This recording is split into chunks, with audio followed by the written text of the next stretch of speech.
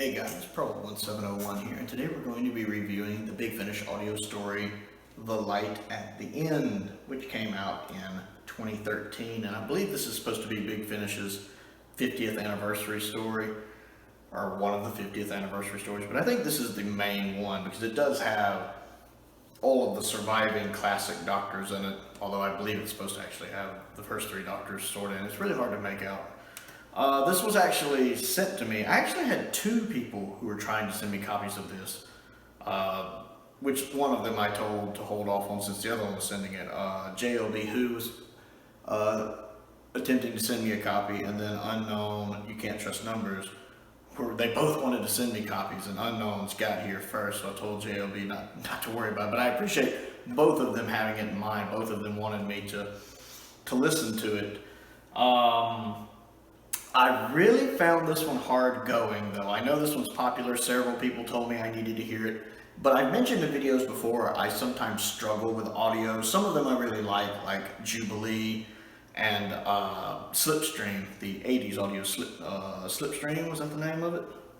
I think the one that's in the 22 box set. I like Slipback. That's it, Slipback. I like Slipback a lot.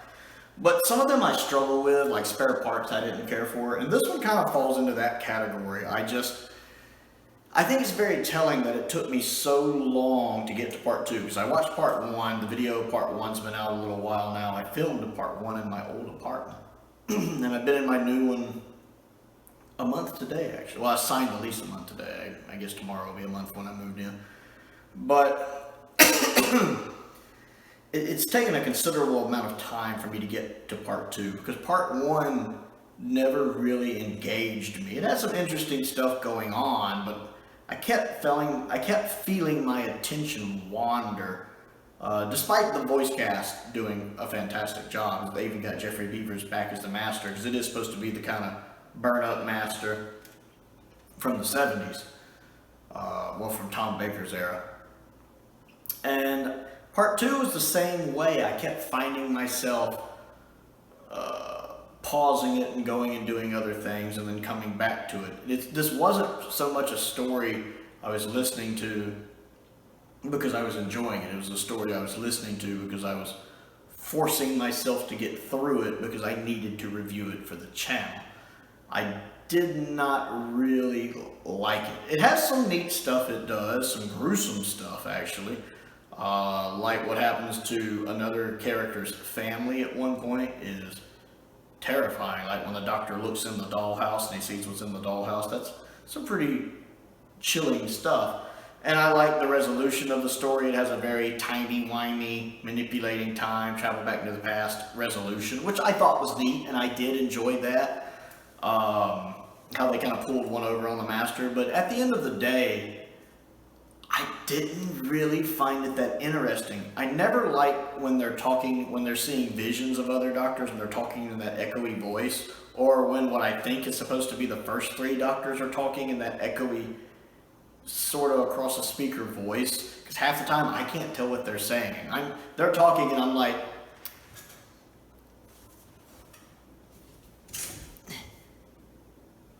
what? Yeah, I can't always make it out. And I found that extremely off-putting because that happened a lot. But the actors themselves I enjoyed. There was several moments when I was like, yep, that's definitely the 6th Doctor. Yep, that's definitely the 7th Doctor.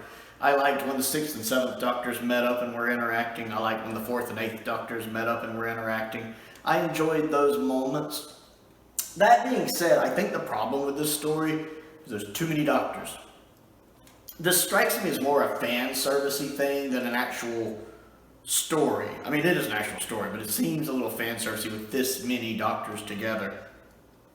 It seems like a 50th anniversary special of let's get all the surviving classic doctors in here. And I don't know, I think Big Finish does multi-doctor stories way too much. And like Peter Capaldi, I think if you do multi-doctors too much, they kind of lose how special they are.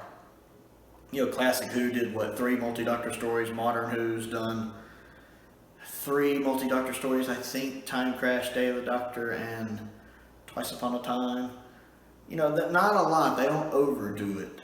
And I can understand doing one for the 60th. But Big Finish does like multi-doctor stories. I mean, what do they do? Like 17 of them a year, it seems like. I mean, I don't know. That's what it seems like. And so I feel like they do multi-doctor stories too much. And in this case, like I liked Out of Time Part 1 because it was just the 4th Doctor and the 10th Doctor, and those are 2 popular Doctors, and I love how well they get on. And I thought that one was really good. And I'd love to listen to the other 2 Out of Times with the 10th Doctor and the 5th Doctor and the 10th Doctor and the 6th Doctor. I do want to hear those at some point because I'm curious how Tennant interacts with their Doctors. Well, I already know how he interacts with 5, but I'd like to hear more of that. I'd love to see how he interacts with 6. But when you have this many Doctors having to share the spotlight and to have them impactful in their own ways, you have 5 different Doctors while trying to squeeze in the first 3 Doctors sort of being there too. I just feel like it's too much and that it doesn't work. I don't know. It's really hard for me to go on about this story because I found it very uninteresting. Again, it did some neat things, but maybe it's just because audio form is my least favorite form of Doctor Who. If you look, I look at it from about 4 different things. There's, of course, watching Doctor Who, the TV shows, the movies, etc., which is my favorite.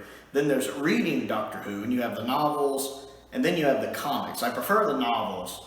And I love reading the novels. I've always loved reading. I'm a huge fan of reading. And then I love the comic books of them. Like Steven sent me, the one who sent me the really, really big box, had several comic books in there with the 13th Doctor. And I've actually enjoyed reading those. Matter of fact, the comic books of the 13th Doctor are better than most of the TV episodes of the 13th Doctor. I've actually really enjoyed those, especially the one that had the 13th Doctor with the 10th Doctor in it. That was actually a really good crossover.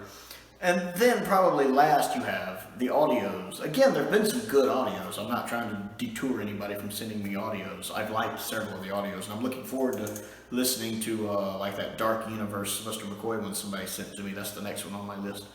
And then I have the unit ones to get through too. I love the 7th Doctor, so I'm really excited about that. But it runs into this thing of where it's a little harder to me to engage with them